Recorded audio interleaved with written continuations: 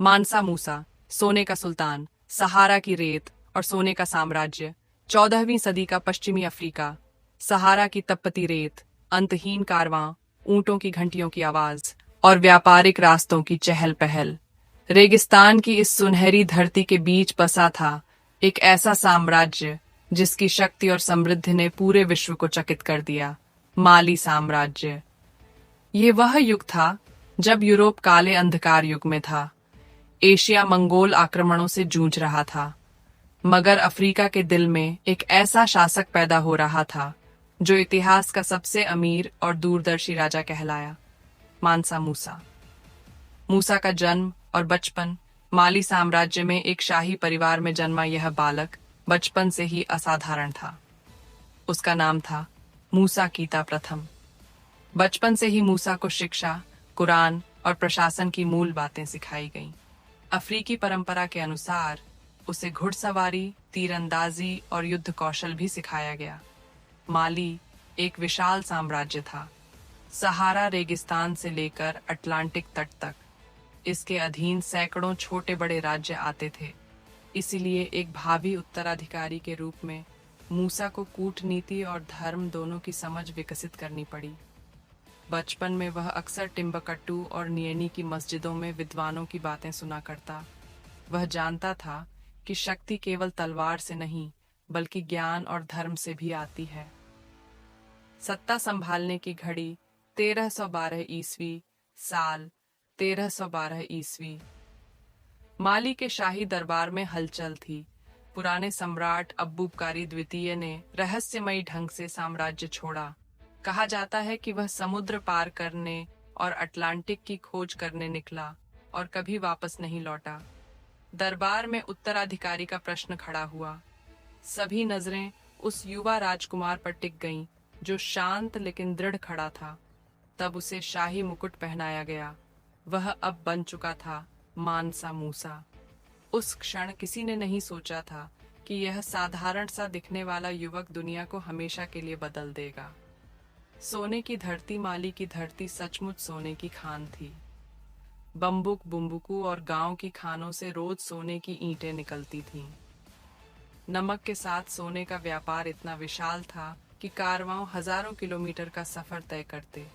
कहा जाता है कि मूसा के पास इतनी संपत्ति थी कि अगर उसका वर्तमान मूल्य आंका जाए तो वह 400 अरब डॉलर से भी अधिक होता। परंतु मूसा केवल सोने का भंडारण नहीं चाहता था। उसका सपना था इस सोने को उपयोग करके माली को संस्कृति, शिक्षा और धर्म का केंद्र बनाना। शुरुआती शासन और सुधार सत्ता संभालते ही मूसा ने प्रशासनिक सुधार शुरू किए। उसने कर व्यवस्था को सुव्यवस्थित किया, व्यापारिक रास्तों पर सुरक्षा बढ़ाई, दरबार में विद्वानों और इस्लामी न्यायविदों को स्थान दिया। उसका दरबार भव्य था। सैनिक, सेवक, संगीतज्ञ, कवि और विद्वान सब उसकी शोभा बढ़ाते थे। लेकिन मूसा की असली पहचान तब बनी जब उसने एक ऐतिहासिक यात्रा का फैसला लिया। रहस्यमयी हज यात्रा 1324 ईस्वी। इस यात्रा की गूंज आज तक इतिहास में सुनाई देती है। साल 1324 ईस्वी। मूसा ने घोषणा की कि वह मक्का की हज यात्रा करेगा। लेकिन यह यात्रा साधारण नहीं थी। उसके साथ निकला एक काफिला, 60,000 सैनिक और अनुचर, 12,000 सेवक, सैकड़ों ऊंट और हर ऊंट पर सोने की ईंटें और धूल लदी हुई। जब यह काफिला रेगिस्तान की रेत पर बढ़ता तो दूर से ऐसा लगता जैसे सोने की नदी बह रही हो। रास्ते में गांव, कस्बे और शहर उसकी उदारता से चकित हो जाते। वह हर जगह सोना दान करता, मस्जिदें बनवाता और गरीबों की मदद करता। मिस्र में सोने का सैलाब। जब यह काफिला काहिरा पहुंचा तब मिस्र के लोग स्तब्ध रह गए। मूसा ने इतना सोना दान किया और बाजार में खर्च किया कि सोने का मूल्य गिर गया। मिस्र की अर्थव्यवस्था पूरे 10 साल तक अस्थिर रही। इतिहासकार लिखते हैं कि उस समय का हर व्यापारी, हर फकीर और हर शाही परिवार मूसा की उदारता की बातें करता था।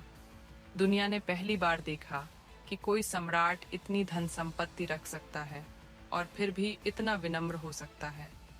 टिम्बकट्टू। शिक्षा और संस्कृति का दीपक हज से लौटने के बाद मूसा ने एक और सपना पूरा किया। उसने टिम्बकटू और गांव जैसे शहरों को शिक्षा और संस्कृति का केंद्र बना दिया। संकौरे यूनिवर्सिटी की स्थापना की, जहां हजारों विद्यार्थी आते, भव्य मस्जिदें और पुस्तकालय बनाए, विद्वानों और कवियों को आश्रय दिया। आज भी टिम्बकटू की लाइब्रेरी में हजारों प्राचीन पांडुलिपियां मौजूद हैं, गणित, खगोल शास्त्र, चिकित्सा और धर्म पर लिखी गईं। ये पांडुलिपियां मूसा की दूरदर्शिता का प्रमाण हैं। दुनिया के नक्शे पर माली मूसा की ख्याति इतनी फैल गई कि यूरोप के मानचित्रकारों ने अफ्रीका के नक्शे पर उसे सोने की गिन्नी पकड़े हुए दर्शाया। उस समय यूरोप माली के बारे में बहुत कम जानता था, मगर मूसा की वजह से अफ्रीका एक नए रूप में उभरा। यात्रियों, व्यापारियों और विद्वानों की कथाओं में माली और मूसा की गाथाएं गूंजने लगीं। अंतिम समय और विरासत साल 1337 ईस्वी। मानसा मूसा ने इस दुनिया को अलविदा कहा। उसकी मृत्यु पर पूरा साम्राज्य शोक में डूब गया, लेकिन उसकी विरासत हमेशा जीवित रही।